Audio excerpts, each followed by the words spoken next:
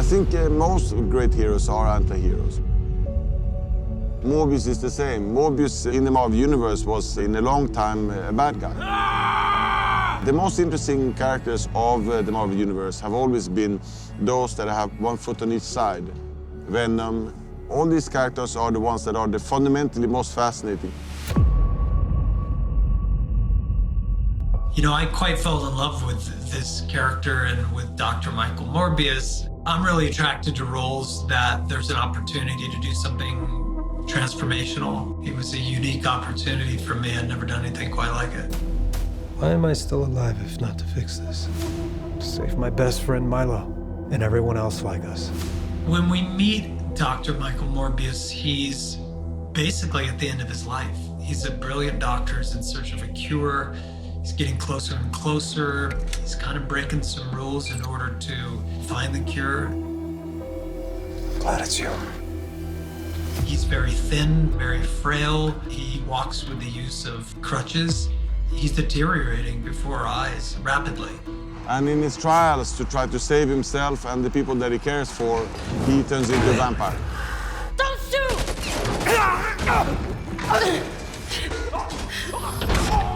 Michael, it's just me. Morbius, when he discovers this inner vampire he has, becomes very afraid of it. It's the classic kind of Dr. Jekyll and Mr. Hyde story. You know, in every movie you make, you want to explore new territory. And with Morbius, who finds a cure and then becomes incredibly powerful, strong, and succeeds in that mission, only to have things kind of go wrong.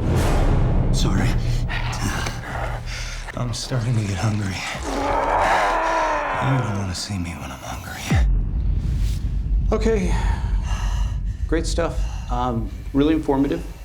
Thank you. It was really like a three-part process in attacking the role. I played Dr. Michael Morbius at his most frail, at his most healthy and powerful, and then at his most monstrous. Michael, stop! Stop! Most great heroes are anti-heroes. Most of us, you know, are resistant to accept that we are the chosen ones. I've become something different. The question is, how do I control it? You're gonna see a man transform into something that you will be horrified with, but you also will follow him. I think he will be a very different superhero, just like Venom. It's a Marvel character that's made an appearance in maybe a couple of Spider-Man episodes. Sony Pictures has been making Spider-Man movies for quite a while, and some of the villains in the Spider-Man universe are pretty compelling. One of the main villains of Spider-Man that he has in the comics is Morbius. At its heart, it is an origin story, so we are with Morbius while he discovers who he is and what powers that he has. Putting the character on the screen for the very first time, that was a big one. It's a story about a man who has to accept the inner beast that he has inside of him to become the hero that we want him to be. It takes you on a big ride, but also there's complexity with character. We kind of live through his confusion and the fight to understand how things are happening and why they're happening. I can't control it! When you put a character on the screen for the first time, yeah, you have a big opportunity to create something. This is the beginning of the kind of anti-hero universe. Look what you've become. Everything I am because of you. I think that what's fun about this character too is there's still a lot to discover. And I'm sure in the future there's potential to uncover and discover a lot more. There was a lot to be attracted to here, and there's kind of a web of opportunity.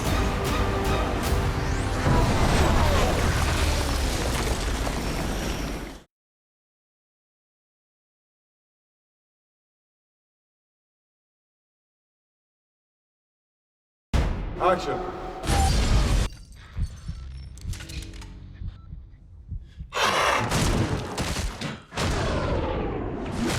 Hey, cut! Cut! But you did made it a bit more serious, which was nice. Daniel Espinosa is our director. He's the dream director to work with because he's never afraid to make a decision. And he has such a great vision of what he wants. My name is Daniel Espinosa. We're shooting Morbius for Sony. It's a dream come true for me. I always enjoy the process. I always are filled with curiosity and anxiety in a good combination. Okay, let's go now, everyone. Let's go. Okay, He's an actor's director. He really believes in his actors. so I think this is fun. So let's do that. Yeah. Having a filmmaker like this, with a movie like this, and those worlds colliding, and his sense of reality and his sense of style is really exciting. I know you. Where's the brother that I used to have? I will never leave you. And I will not go back. You cannot make me go back. I won't let you make me go back. We knew with this particular film we wanted to do more than just what was on the page.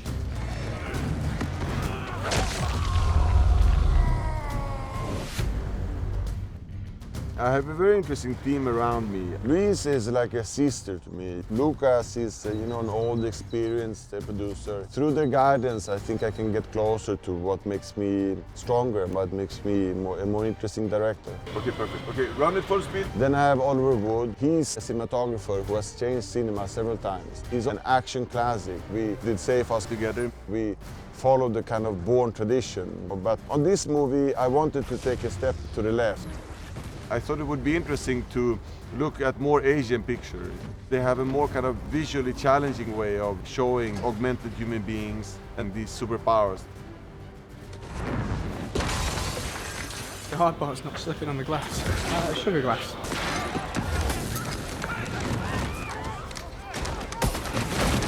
I was raised with the movies from the 70s, so I was always after something that was gritty and very natural. I always adored the traditional action. Our movie will be a bit of both. A bit of a classical Asian martial arts movie with a mixture of the modern superhero cinema.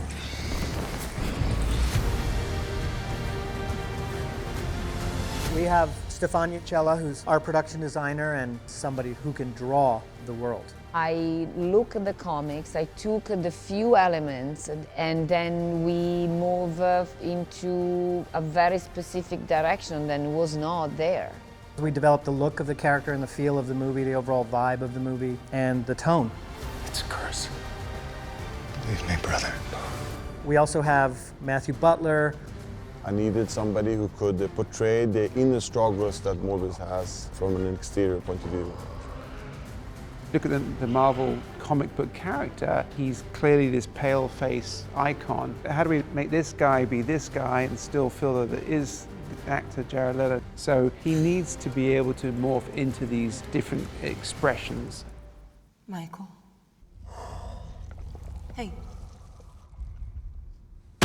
Michael. I think most vampire movies, they just paint on the actual actor that's playing the role, and we are using visual effects to create something very different and unique. I'm starting to get hungry. You don't want to see me when I'm hungry. I'm excited to see how we visualize echolocation, to be able to use sound to know the location of objects around you. I hope that it's something that the audience finds visually stimulating. What else can I do?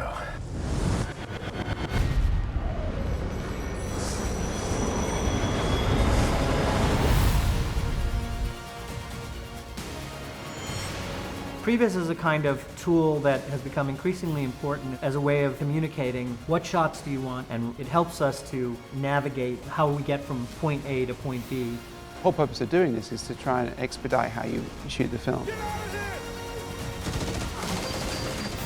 The huge post-production that takes place, it's always quite intriguing to see the transformation.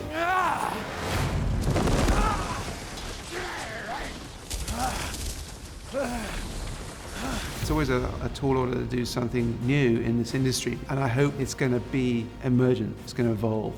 Nothing but hard work. You've got to keep going until it looks 100% real. We have put together such a great team behind the scenes for this movie. Daniel brought a lot of passion and energy and expertise to the role. We spend a lot of time really making sure the digital realm intersects with the physical realm in this film. boys!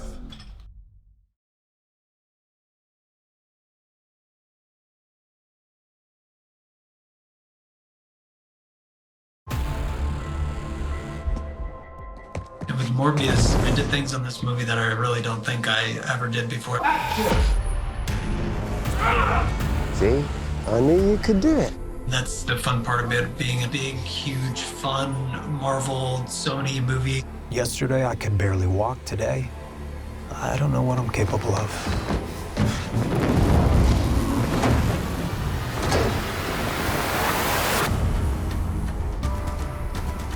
3, 2, 1, action!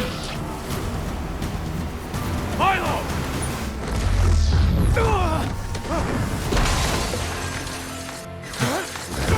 We are with him as he's discovering who he is. You're coming with us. And that's fun. We're right now at the Horizon rooftop. We're making, you know, a little action scene here where Morbius comes out. He's gonna blow up and then almost blow over the side of the building. It's gonna stop, the cloud's gonna come up. They're gonna arrest him.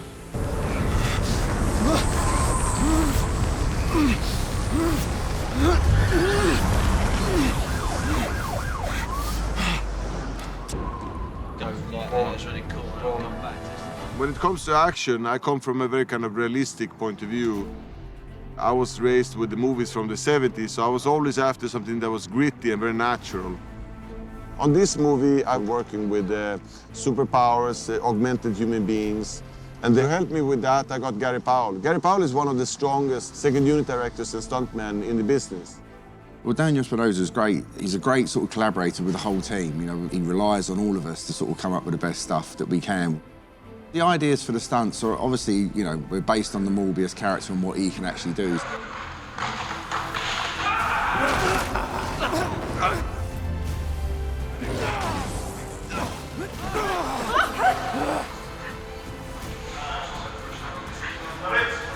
This is Charing Cross, technically New York.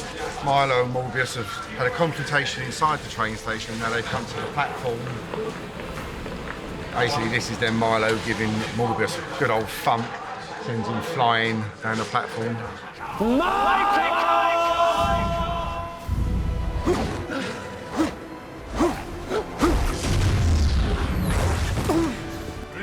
Action! I think this movie, for me, was always an opportunity to try and explore the action side of myself as an actor. I'm trying to do as many of the stunts as I can, or that my creaking body will allow. He's been training, you know, as much as he can. We've been bombarding him with, like, you've got to learn this fight, you've got to learn that fight, you've got to learn that fight. It's been quite exciting. It's like learning a dance. Just, you know, more repetitive and painful.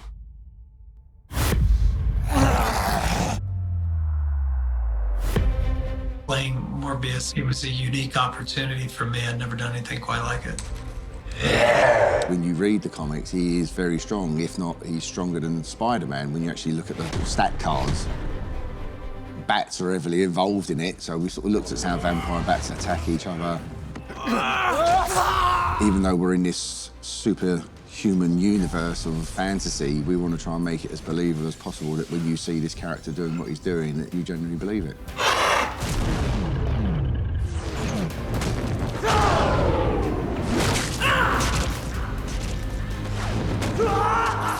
I wanted the audience to really experience how it would be to have superpowers. I wanted to be as amazed as you would be yourself if you suddenly could fly, if you could jump 10 stories, if you were stronger, if you could transform. I think in most movies, they don't spend enough time on the discovery. I think the discovery is the movie. This film, it takes you on a big action ride. You want to sit in a dark, cool theater with some popcorn and enjoy the spectacle. And there's a lot of spectacle here.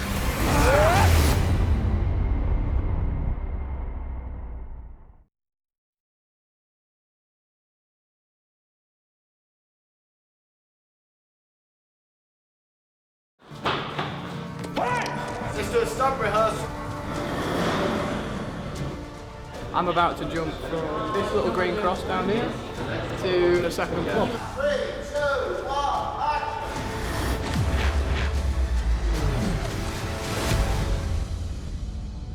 Morbius is a bit more a monster movie. This is a person who goes through a true personal transformation. And for that, I needed an expert. I met with Daniel Espinosa, director, and Lucas Foster, and we showed them our work.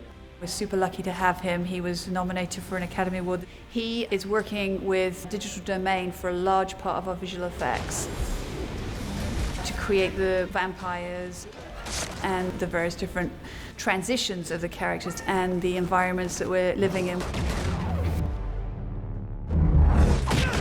Fantastic. Matthew Butler is a brilliant visual effects supervisor, and that's what I needed. It's always a tall order to do something new in this industry, but I haven't done anything quite like this.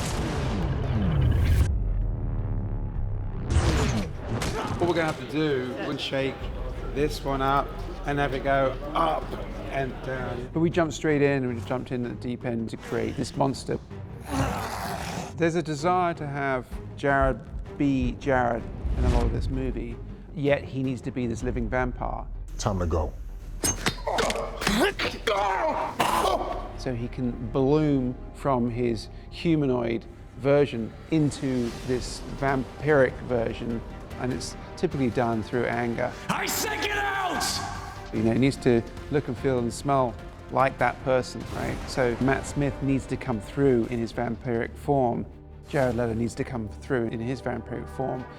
And yet, we need to make this potentially horrific, at times, character. I needed somebody who could portray the inner struggles that Morbius has from an exterior point of view. Okay, so I'm part bad. Let's see what we can really do. And one of the things Daniel was particularly interested in doing was visualizing some of Morbius's special powers. And one of which is his ability to visualize wind vectors and to echolocate like a bat would. But how do you visualize that? I think they did a great job with the ability to kind of see using your sense of hearing.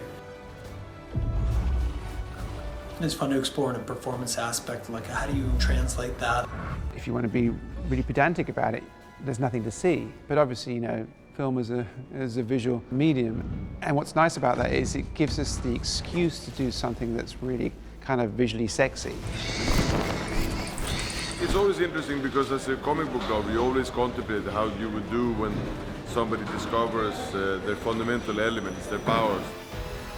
My previous background was in aerospace, and since I focus on computational fluid dynamics and visualizing the flow of fluids, that particularly appealed to me because it's something I could see a way to visualize that in a sort of cool and not just gratuitous fashion. Like with most visual effects, there's never a single answer to anything. We try and use the right tool for the job, and each job is slightly different. So we're going to let them perform on stage now. 3, 2, 1, go! But then recapture their performance with a marked up array of dots in their face and stereo helmet cameras on them that can capture all those minute details. Then they're going to have to come back and perform some things yet again, and then we're going to render that and put that back into the shots. Action! Milo! Got me. They run around the tunnel, defying gravity, upside down. Then we bend around, they're over here, and they make on that lie. I don't think it's going to get any better than that, yeah. And then they leap down the escalators. We're going to motion capture their action. Yeah, I hope it works.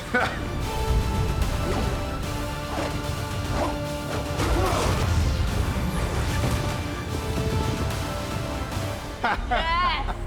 That's really good. That's great.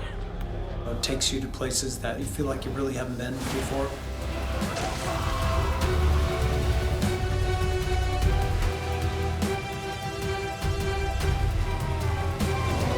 I hope that it's something that the audience finds visually stimulating.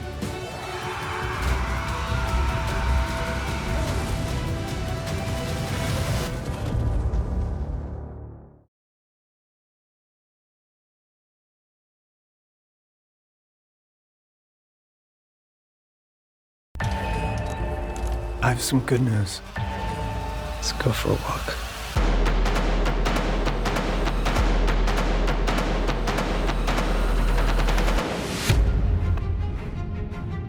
Jared Leto was the only actor that could really do the part of Morbius. Matt Smith was somebody that we were searching for. Adria Arjona is a great actress. Tyrese is this very serious, very strong man. And Madrigal is this funny guy. So we have a good team around us. Jared did an enormous amount of research as he was building the character of Morbius. So what's the speed you want here? He's become known for his kind of approach to his characters. He thinks about the character all day long, all night long. He doesn't come out of the character, and it's quite impressive. I said get out! Working with him has been a little intimidating and inspiring at the same time. What did you do to yourself, Doctor? I wish I knew.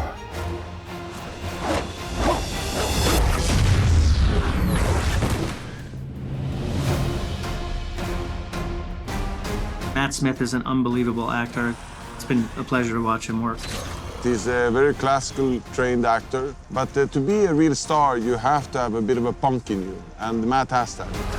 He's amazing how he can morph from one thing to another. I think he has this magnetism about him. I just don't know whether to believe that. Adria Arjona, who is just a delight, does all her own stunts. When I met her, I thought that she was too young.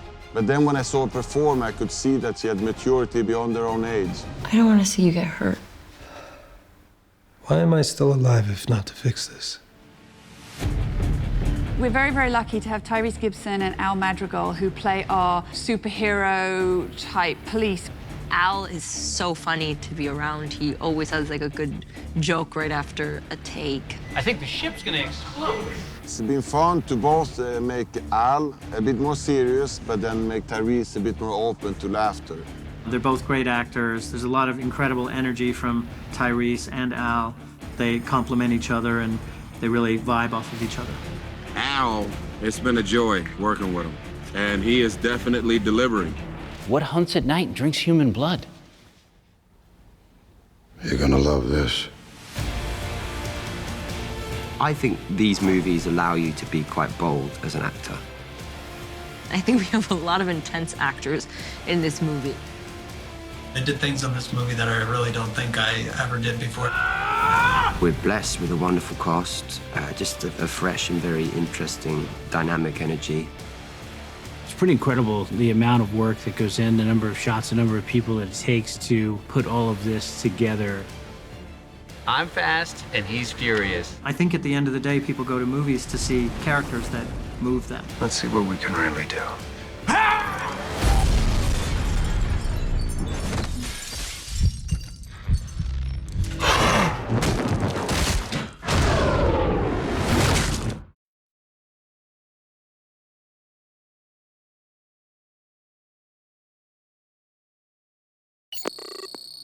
There's tons of Easter eggs, but I think you have to find them by yourself. I think that's the fun with them.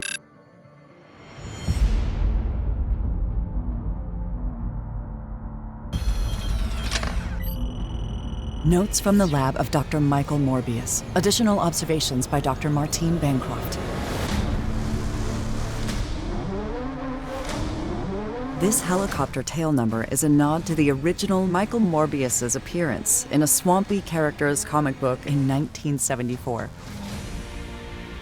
Test subject for cell combination 117. Additionally, there's issue number 117, Morbius the Living Vampire #1.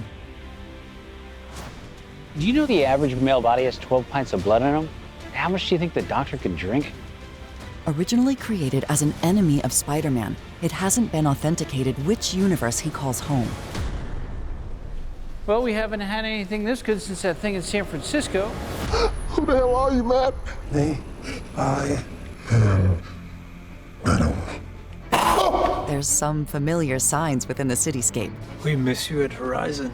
We could use your mind. Horizon Lab from the 2010 Amazing Spider-Man comic book story, where Dr. Octopus puts his mind into Peter Parker's body. Not exactly sanitary. Many fans will catch the Daily Bugle masthead, which also appeared in Venom. but a closer look reveals stories about 2 more of Spider-Man's enemies.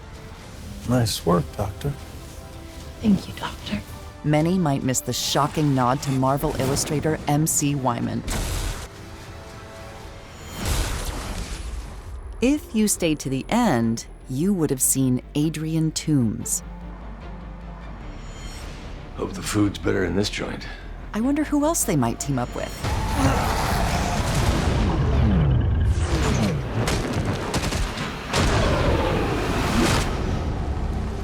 Not sure I found all the answers. We might have to do more research. Great stuff. Really informative. Thank you.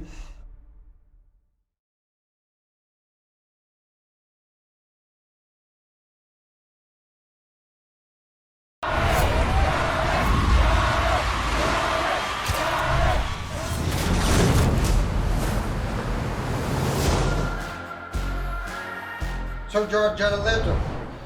I'm Jared Leto, yeah.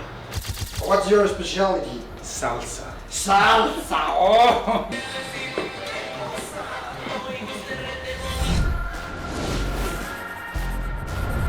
I'm super excited about Morbius because, you know, I had the opportunity to bring the character to the screen for the very first time, and that's quite an honor. Are you ready for Morbius? I said, are you ready for Morbius?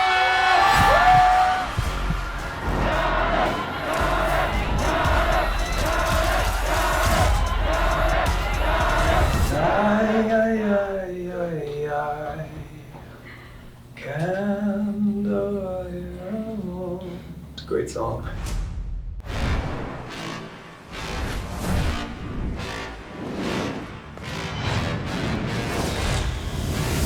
Berlin, we have to go to the drum circle.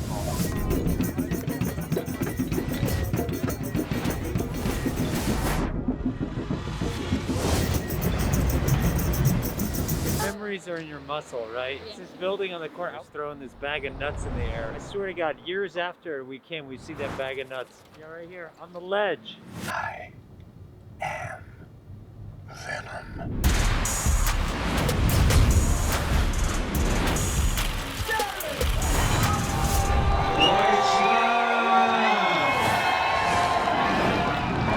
Trapped in a car in Germany on a mission to find the end of the world. But it's a beautiful day. Paris, Paris.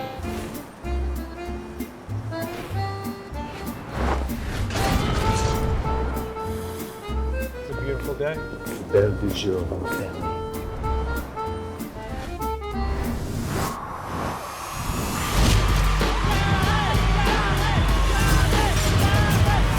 Bonsoir, Paris.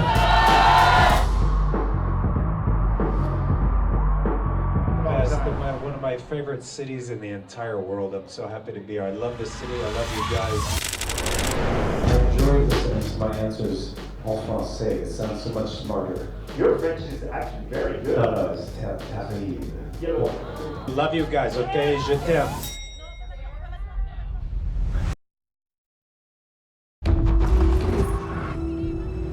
Morbius appeared first as an antagonist in The Amazing Spider-Man in 1971, and eventually evolved into more of an anti-hero.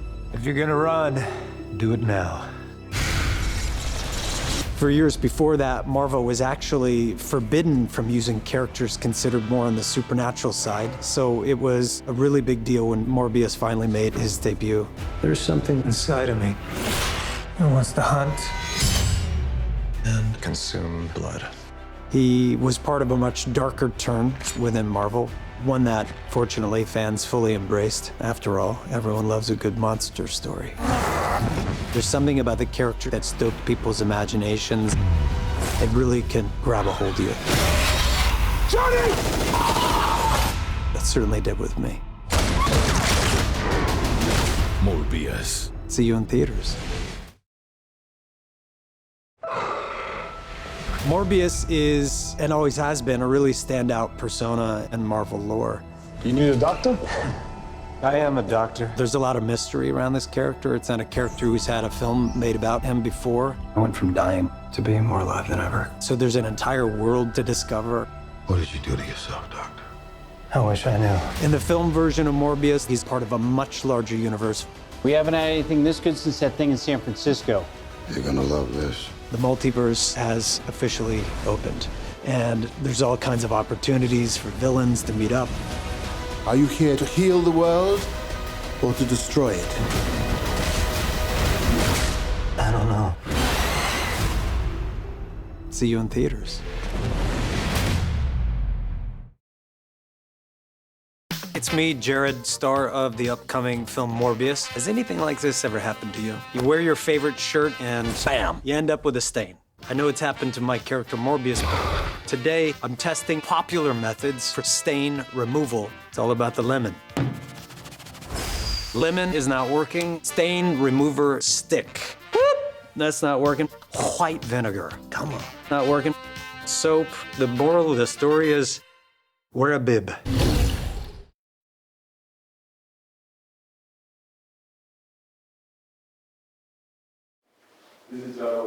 This is the other way. Yeah. I'm so confused.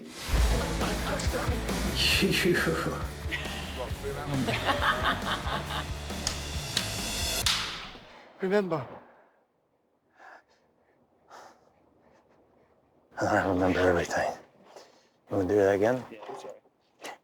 I felt like I was in Once Upon a Time in Hollywood. Cut. What's happening, Al Madrigal here on the set of Morbius, and it's our first day. It's not that complicated. It's not. Oi, oi, oi, oi. This is real movie. Oh, that was you, wasn't it? Oh, God. This is ridiculous.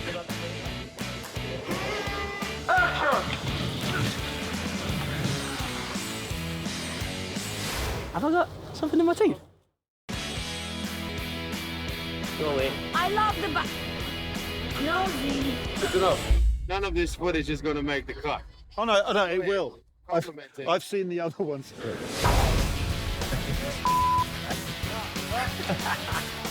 I'm dying to get in there. They won't let me. Just want to reiterate, I could be doing all of these things. It's all American candy, and I'm stealing it from props and giving it to the crew, but just don't say anything. What? I stole them. What? I stole it. Gary told me, yeah. I got busted stealing. How old are you? All these years.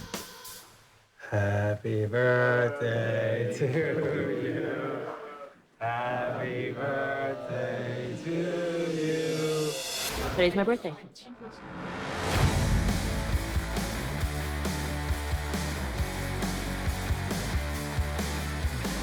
Oh, Dr. Morbius, I love you.